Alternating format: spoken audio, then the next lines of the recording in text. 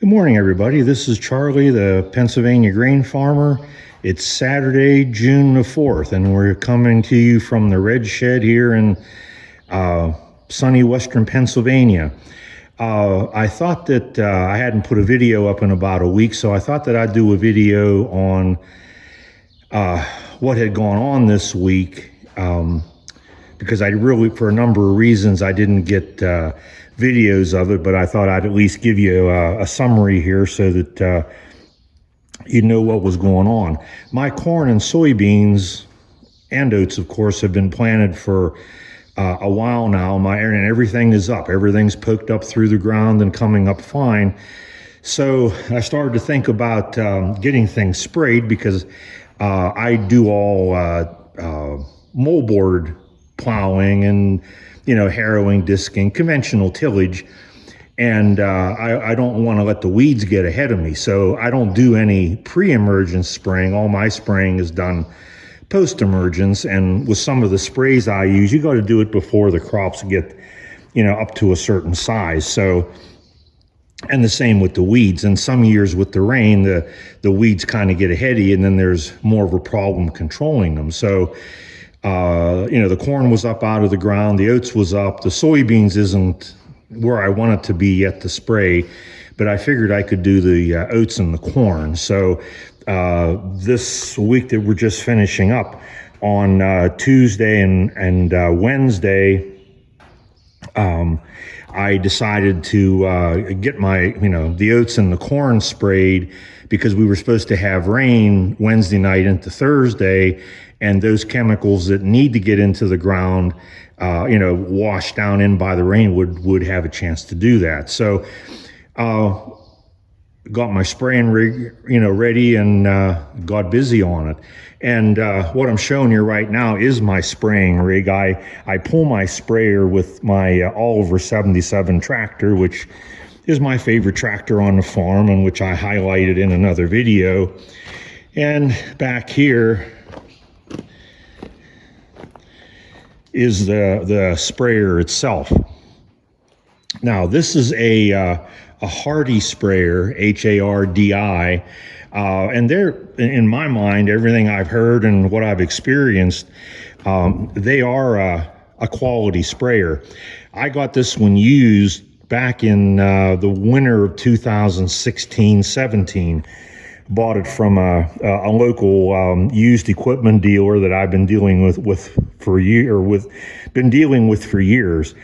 He's an older gentleman, and he goes out west and to the Midwest, and gathers up good equipment. That's one thing I'll say for him. He generally does bring back really good equipment, but he brings it back and fixes it if it needs it, and will then resell it. So his lot was up near where I used to work when I had the off-the-farm job. So I stopped there one day after work and saw that he had this sprayer sitting there, and he didn't happen to be home. So I came back another day, and we talked about it a little bit, and I was interested in it, but I said to him, well, does it work? Does it spray? And he says, I don't know. He said, in other words, he was telling me, well, why are you worrying about whether or not it works? Because when I bought it, I didn't know if it worked or not. And I told him, I said, look, I'm not going to buy this sprayer not knowing that it works. You need to run some water through it for me, and something to make sure that the pump does work and everything, and then it's not cracked or have any problems. So, reluctantly he did that, and everything with the sprayer was just fine. So we made a deal, and he delivered it. But so I've been using it, 5 years now, I guess, or I guess this might be the 6th year, but it really has been a good sprayer. The booms are manual, and they swivel around like they're crossed over right now, but you unlatch them in the back, swivel them to open them up, and then there's also a piece that unfolds. So when you get them all out, this is about 30 feet wide altogether. And so I can do a lot of spraying here pretty quick. And I have the wheels, somebody had been spraying 30-inch rows, so I have the wheels widened out so that it works in the 38-inch rows that I plant. But it really is and has been a good sprayer. The only thing I have left to spray now is my soybeans, but I want to wait for them to get a little bit bigger yet. But the corn and the oats is all done. I spray a number of different sprays on my corn.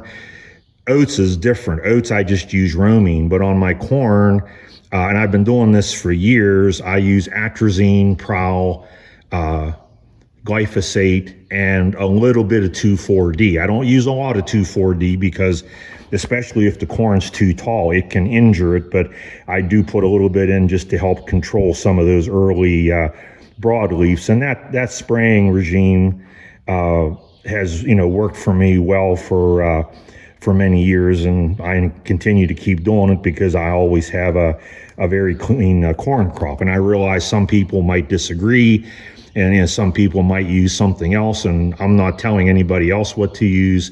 I'm just explaining what I use, and I'll show you a picture here in a couple minutes of all the empty boxes, with the empty jugs of herbicide, because for a small farm I did use quite a bit. So that's a quick overview of my sprayer.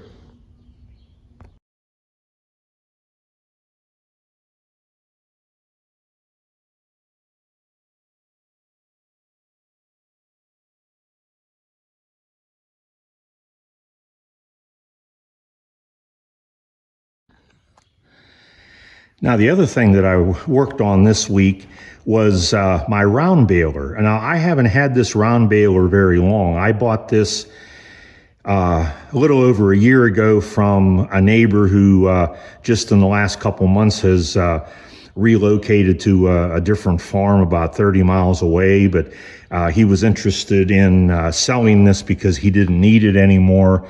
And he offered me a pretty good deal, and so I took it. But this is an older Round Baler. This is a Gehl. It's a model 1310, which was made, sometime in the late 80s or early 90s. And as you can see, if you look at the top, it's unlike most of the Round Balers you see today. Most of them will have the flat belts up here, going from, all the way around to roll the bales. This one has no belts. It's all rollers. I don't even remember how many rollers there are, but there are quite a few. And in a couple of minutes, I'll show you the mechanics and the chains that run all that. But I typically don't make round bales. I do small squares. And back here, you can just see a little peek of my square baler, which I'll go over at another time. But, I am getting older like everybody else, and I can still do the small square bales, but I can see a day coming at some point when that might not be so easy, especially if I have trouble getting help. Right now, the same young man that welded my bracket on a corn planter last week is also the same young man who helps me to unload hay in the summer. So if I ever lose him, I'm going to be in trouble, because you just can't get high school kids like you used to. At one time, I could get as many high school boys as I wanted to help me, but now seems like a whole different story. I don't know where they all went or what they do with themselves. So if I ever get to that point where I'm physically not able to do the small squares, then I figured, this was an economical Round Baler for me to get. So now we're looking at the baler from the other side, and I did do a number of things to this after I bought it last year. I put a new tire on the left side here because the one that was on there was really cracked up, and I was afraid it was going to blow out. I also made a new plate for the back, a new shield, because the old one was completely rotted out because the previous owners had parked it outside, and so it got wet a lot, and I guess there was probably hay lodged back there, and so that kept it moist, and it rotted through. So I keep it parked inside, and like I said, I built that new shield back there. The other thing I did is, and probably a big shocker, is I painted it. I'm probably the world's most famous farm equipment painter with a paintbrush and a roller, and that's what I used on this. Again, it's just farm equipment. I'm not taking it to the Pennsylvania Farm Show or anything, so it's good enough for me. I just wanted a layer of protection on it, and I like to have my equipment looking as decent as I can. So I covered all the decals and everything, and went to work and got the thing painted up, and it worked a little better. I did use it last year. My good friend Corey, I have some old pastures over here that he round bales because the land is too wet for me to even consider plowing. So I just leave it in orchard grass, and there's, I don't know, 5 or 6 acres of it. And so rather than me just mow it, and I'm not really with the shape of it, I'm not interested in trying to square bale it or anything.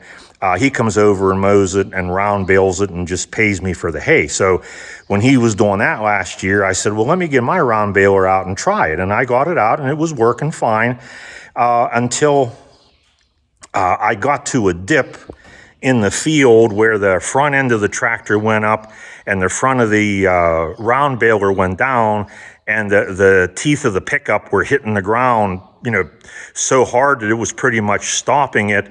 And what ended up happening was it messed up some chains inside.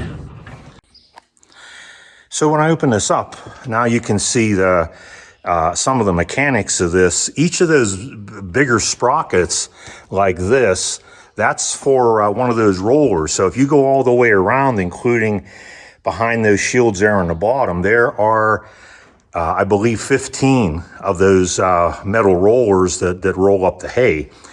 And the rollers are driven, it really starts down here from the PTO, the same mechanism that drives the pickup also drives this sprocket that runs this chain, and then that runs this chain, and then that runs this chain, and then from there it goes to this one. This chain is somewhere between 15 and 18 feet long, but that goes all around the back set of rollers. And I started to tell you about the problem that I had last year, the way Corey raked the hay, and I went into that in a real deep dip, and it made the front end of the baler go way down. I heard some banging noises, and then things stopped, and I shut the PTO off and brought it in here. And what I found was that this chain was broken, and this big long chain wasn't broken, but it was off. And, so I was a little disappointed. So I brought it in, and I fixed it. I put it back together. I, got new chain. This is a number 60H chain right here. Got a new one there, put this chain back on, and started it up very slowly, and it ran for 2-3 seconds, and then the same thing happened again. This chain up here broke, and this chain was off. And so what I was thinking was that whenever the other part of the pickup was forced to stop, that somehow it broke this chain, and that chain slapped around and knocked this chain off. Well, it ended up, as we looked at it, I don't think it was that way at all. I think it was just the opposite that happened. But in any event, whenever I had put it back together and it broke again when I was testing it, then I just parked it, and I didn't mess with it again until Thursday of this week. My buddy Dan came up because I wanted to be able to run it, and I could be on, or one of us could be on the tractor, one could be watching it. So I ran the tractor, he watched it, and one of the things we noticed was that we had a sprocket and a tensioner that were a little bit out of line. The sprocket had slid on the shaft. So we thought that might have been the culprit, and maybe that caused the that chain to break, you know, and which then caused the rest of it. So we adjusted that, put the chain back on and everything, and I got back up on the tractor. And as I, spun it over slowly, it started to do the same thing again, but we stopped it before anything broke. And then as we started to look at it, we noticed that there was a problem with this tensioner being too close to the frame back here. And it appeared as though maybe that chain was balling up back there. We also found out that when we took that entire, 15, 16 foot chain off of there and put it on the ground, and noticed that there were a couple kinks in it. So then we started to think, well, what must have happened last year whenever I hit that bad spot? The impact of that and the shock through the machine must have caused that chain to kink when it had a bale in there in those places. And then when I put it back together with the same chain, it was going around and it was probably getting caught in there. And probably what happened was the chain came off and wedged behind this sprocket, because in all cases, that's where it was wedged. And then that's what maybe caused this chain to break. So we think it might have worked that way. But in addition to adjusting this tensioner differently to keep it away from the frame, I also put a brand new, that entire 15 or whatever foot chain, I put a whole new one in. That's a number 60 chain.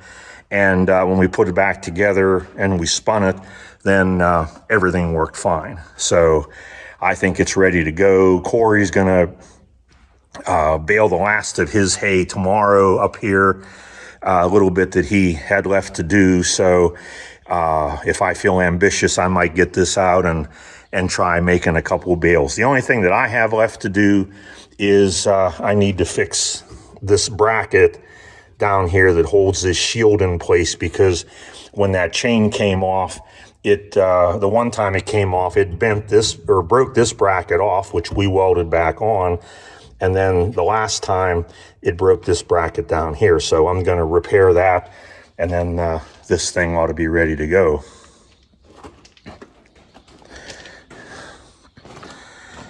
So that's pretty much where I've been this week. Later today, I had taken you out to the horse farm that buys most of my hay. Today I'm going to be delivering oats, but I probably won't get any video of that, because it's just the same thing that you saw before, me driving down the road. So I won't bore you with that. But coming up soon, I am going to be spreading some urea on my corn, side dressing it, possibly this coming week. I think it's going to be tall enough, and I want to time it right with the upcoming rains. So I will definitely try to get some video of that, and then we're going to be getting into hay season here pretty soon. So with that, I hope you enjoyed this video. I hope you subscribed. If you have, I thank you. If you haven't, please consider subscribing. And I hope you enjoyed it. And with that, this is Charlie, the Pennsylvania grain farmer, saying, see you next time.